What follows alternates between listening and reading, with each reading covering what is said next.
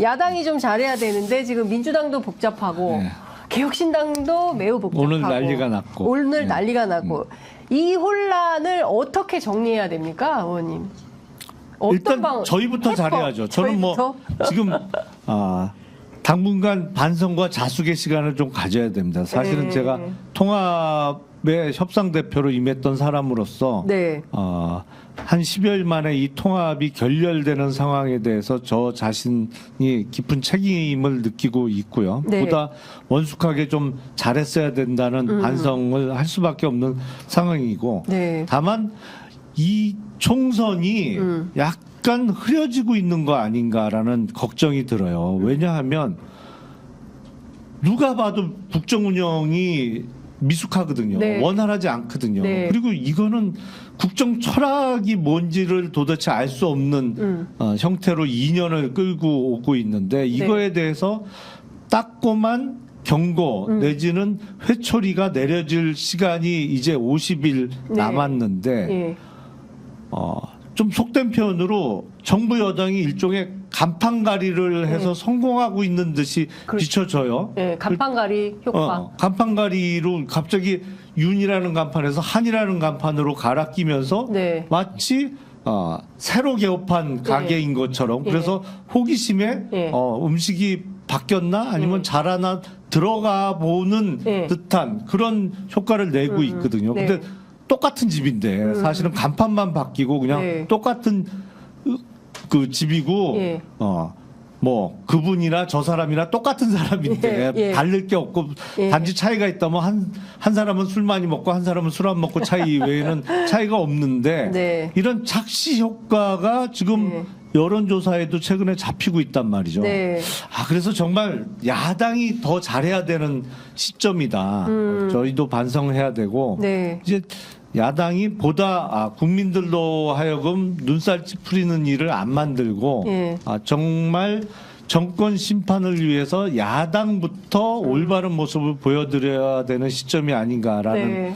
반성을 하게 됩니다. 네, 저는 방심하자는 뜻은 아니지만 모든 결론은 결국은 시대 정신에 수렴한다라고 봅니다. 그런데 네. 이제 안타깝고 아쉽죠. 예. 시대 정신은 뭐 예를 들어 세계로 나가자든지 미래로 나가자든지 뭐 대한민국의 미래를 위한 이런 부분이 돼야 되는데 네. 지금 시대 정신은 어떻게 보면 민주당이 만든 것도 아니고 전 국민적으로 시대 정신이 수렴돼 있습니다. 윤석열 정권 네, 심판. 심판. 이 부분은 어떻게 보면 누가 만들었습니까? 그 시대 정신이라는 게 결국 윤석열 정부에서 만든 셈이죠. 네. 그런데 지금 이제 공천 과정에서 잡으면 당연히 어느 정당이나 있으리라고 보고 아마 이게 마무리되는 시점에 굉장한 속도를 낼 거라고 네. 보고 제가 이제 원희룡 종합상황실장을 하면서 네. 매일매일 통계 분석 이런 걸 거의 매일 밤에 이제 새벽에 네. 많이 했는데 네. 저는 지금 시점에서는 딱 하나만 봅니다. 중도 여론이 변하고 있는가? 하나도 변하지 않았습니다. 중도 여론이 변하고 있다. 예, 변하지 않았습니다. 그러니까 중도 여론조사에 보수 가표집은 뭐 보시다시피 네. 거의 모든 여론의 보수 가표집 방심하자는 뜻이 아니라 네. 중도 여론에 변하지 않았다. 그러면 어느 순간에 예. 김용남 의원님 지금 추진하고 있는 새로운 신당들 여러 정당들 다 같이 합쳐지는 수렴되는 지점은 윤석열 정권 심판이 될 것이다. 시대 정신에 수렴한다. 아쉬운 어떻게 보면 네거티브적인 시대 정신이지만 어쩔 수가 없다. 그 지점에 반드시 국민들이 말없이 있다가 투표장에서 심판할 것이다라고 네. 생각을 합니다. 공천과 관련해서 네. 지금 언론들의 대부분의 논조를 보면 더불어민주당이 공천 갈등이 심한 거로 비춰지잖아요. 네. 더불어민주당은 그쪽에서 알아서 잘 하셔야 될 거. 네. 국민의힘은 무난하다. 예. 파열음이 안 난다. 예. 공천 잘한다. 뭐 이런 식의 논조가 언론을 대부분이에요. 통해서 잡히고 있죠. 예. 예. 그런데 네. 지금 21대 국회에 있어서 네. 그러니까 2020년 4월 총선을 앞둔 당시 미래한국당이었죠. 네, 지금 네. 국민의힘 전신의 예. 공천은요. 예. 누가 봐도 역대 최악의 공천이었어요. 황교안 공천. 황교안 공천. 네. 그런데 지금 한동훈 위원장이 하고 있는 공천은요. 네. 역대 최악의 공천으로 평가받았던 그 21대 공천을 그대로 갖고 가는 공천이거든요. 지금 한동훈의 공천은 그렇죠. 황교안 공천과 판박이다. 그렇죠. 예. 왜냐하면 예. 지금 컷오프된 지역구 국회의원이 아직 한 명도 없어요. 다만 비례대표 국회의원 두 사람이 지역구에 도전했다가 공천이 안 된 케이스는 예. 나옵니다만 예. 그분들은 대부분 제가 알기로는 지역적 기반이 없는 분들이고 네. 그 지역구 국회의원은 아직 컷오프된 사람, 탈락한 사람이 한 명도 없거든요. 예. 그러면 대부분 그냥 이 국회의원들을 끌고 가자는 전략이에요. 예. 앞으로 조금 TK 지역에서는 변화가 있을 수 있습니다만 네. 이게 잘하는 공천처럼 언론에서 떠든단 말이죠. 네. 이게 어떻게 잘하는 공천이에요. 4년 전 공천이 역대 최악의 잘못된 공천으로 평가받았는데 이 사람들을 그대로 끌고 가는데 그대로 끌고 가는 가장 큰 이유는 뭐냐? 뭐예요? 가장 큰 이유는 컷오프하면 이 중에 상당 부분이 개혁신당으로 옮겨가든지 네. 뭐 다른 정치 정당으로 옮겨갈 거를 두려워해서 네. 두 번째는 윤석열 대통령이 워낙 인기가 없으니까 네. 현역 의원들 다 다독여서 끌고 가면 이 사람들 다 내 사람 만들 수 내 편 있다. 될 거라는 나. 정치적인 계산 예. 이거거든요. 예. 네, 네. 아니 어떠한 정치 개혁의 의지도 엿볼 수도 없고 예. 이게 절대로 잘된 공천이 아니에요. 예. 물론 다 잘라내고 자기 마음대로 그냥 사리사욕을 채우는 내리꽂는 내 사람 꽂는 공천을 하면 그건 잘못된 거지만 잘못된 공천의 결과인 지금 21대 현역 국회의원들을 정리하고 더 나은 사람, 좋은 사람으로 꼽는 공천이 돼야 네. 정치 개혁인 것인데 네. 그건 할 의지도 없고 능력도 안 돼요. 근데 언론에서는 이걸 잘하고 있다고 자꾸 평가를 해. 네. 어? 그러니까 그건 내부 반발이 네. 적다는 네. 이유 단 그게 하나. 하나죠. 그러니까 그렇죠. 뭐냐면 이런 거죠. 한동훈 위원장이 잘한다고 평가받는 이유는 민주당은 찌그럭버그럭 막 계속 곡소리가 나는 반면에 한동훈은 조용하다. 다 그 파열음이 없다. 요거 하나만 가지고 그렇죠. 조용하지. 네. 아무도 안 자르는데. 네, 네. 당연히 조용할 수밖에 당연히 없는데. 조용하죠. 아니, 네. 불만이 있을 수가 없잖아요. 네, 네. 네. 안 자르고 그냥 가는데 다. 가는데. 연속 선상에서 네. 조용하면 잡음 없으면 잘한 공천입니까? 지금 김용남 의원께서 잘 말씀 주셨어요. 4년 전에 연속 네. 선상입니다. 그런데 잡음 없는 거 하루 이틀 보셨습니까? 국힘 의원들 중에 강력하게 들이대고 잡음 있는 적 보셨습니까? 이 정부 들어와서. 네. 그 연속 선상 이상도 이하도 아니다. 그리고 민주당에 대해서 사당화라고 얘기하잖아요. 네. 사당화의 정점이 어디입니까?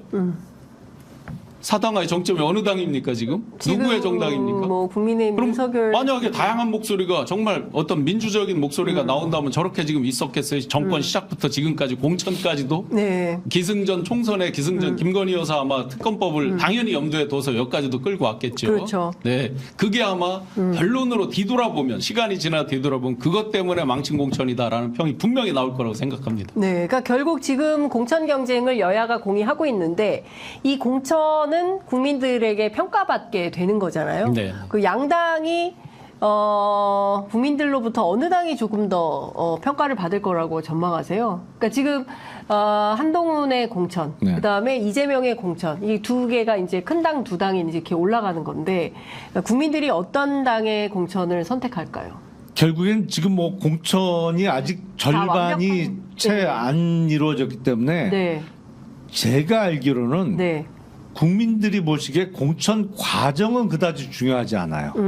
공천의 결과물로서 각 당의 최종 후보가 어떻게 구성이 되느냐. 네. 그게 국민들께 세일즈하는 상품이라고 볼 수 있잖아요. 그러니까 최종적으로 각 정당이 내놓는 상품이 어떤 상품인지가 중요한 거지. 네. 그 상품을 만드는 과정에서 뭐 네. 조용하게 진행이 되던 파열음이 나던 저는 그건 중요하지 않다고 생각합니다. 네. 근데 네.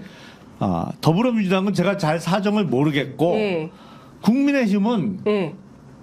대폭 물갈이가 필요한 상품들이 구상품들이 대부분이었는데 다시 진열되게 됐다. 시즌은 바뀌었는데 그 구상품을 그대로 내놓는 게 과연 네. 잘하는 잘하는 거냐. 거냐. 그걸 또 잘하고 있다고 포장하는 언론들은 도대체 뭐냐. 야. 이런 생각을 지울 수 없어요. 그러니까요. 두 가지 네. 측면에서 늘 공천을 분석하잖아요. 네. 물갈이 폭이 어느 정도 됐느냐, 어떤 인물들이 들어왔느냐 부분인데 어떤 네. 인물들은 좀 전에 이제 말씀을 주셨고 예. 물갈이 폭에서 뭐 48을 했느니 40을 했느니 이제 네. 이런 걸 가지고 역대로 더 많이 한 곳이 이겼다 뭐 이렇게 나오잖아요. 그런데 네. 국힘은 지금 두 가지 그 중에서도 물갈이 폭에서도 또 두 가지를 봐야 될 것 같아요. 네. 신상이 들어와 있는 부분 그다음에 용산 출신이 과연 몇 명이 들어갔느냐 이 부분까지를 같이 봐야 될 것 같고 민주당은 뭐 지금 현역 의원 숫자가 압도적으로 많다 보니 더 당연히 이제 어떤 교체가 될 때 잡으면 당연히 더 노이즈가 커지겠죠. 네. 이런 두 가지 포인트를 같이 좀 봐야 되지 않을까 싶습니다. 잠시 후 12시에 이준석 개혁신당 공동대표의 긴급 기자회견이 예고가 됐습니다. 15분 후인데요. 12시에 국회 소통관에서 당내 현안 관련해서 이준석 대표 긴급 기자회견이 예정이 돼 있습니다. 빨리 가셔야 되는 거 아니죠? 무슨 얘기를 하시려고 하는 걸까요? 아마도 네. 통합 결렬에 대한 아쉬움 그리고 반성 네. 이준석 대표가 보다 능숙하게 통합 과정을 이끌었어야 되는데 네. 뭐 어떤 면에서는 본인의 미숙함으로 인해서 이렇게 국민들께 좋지 못한 모습을 보여드리게 대한 네. 점에 대한 철저한 반성이 나오지 않을까 싶고요. 네. 또 어쨌든 당분간은 자강의 시간을 각자 갖게 됐으니까 앞으로의 각오 정도를 이야기하지 않을까 싶습니다. 예.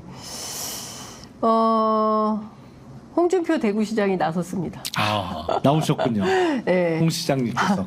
이번 총선은 빙탄불상용, 어렵습니다. 빙탄불상용 선거다. 재밌는 총선이 됐다. 얼음과 숯은 함께할 수 없다. 성질이 전혀 다른 두 개의 관계를 좀 통칭해서 쓸 때 하는 이제 한자 성어인데요.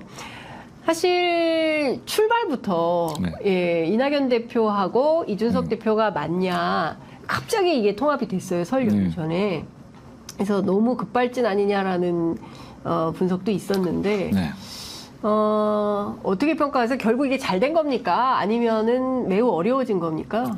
아니 저는 매우 아쉽게 생각을 하고요. 예. 저는 개혁신당과 같은 소수당이 총선에서 좋은 결과를 얻기 위해서는 네. 모든 것이 엔드 조건이라고 생각을 합니다. 그러니까 개혁신당이 총선에서 국민들께 좋은 평가를 받기 위해서는 이준석 대표도 있어야 되는 것이고 네. 또 더불어민주당 출신의 이낙연 대표님도 함께 힘을 합쳐야 되는 것이고 또 네. 공천을 객관적으로 엄격하게 관리해줄 예를 들어서 김종인 비대위원장 같은 분들도 힘을 합쳐 주셔야 되는 것이고 또 앞으로 어쩌면 양당에서 탈당하실 현역 의원들의 합류도 있어야 되는 것이고 그러니까 어떤 분들은 이게 잡탕밥이라고 비판을 하십니다만 저는 모든 조건이 다 엔드로 성립할 때 개혁신당과 같은 소수 정당이 거대 양당과의 경쟁에서 승리할 수 있다. 뭐 그게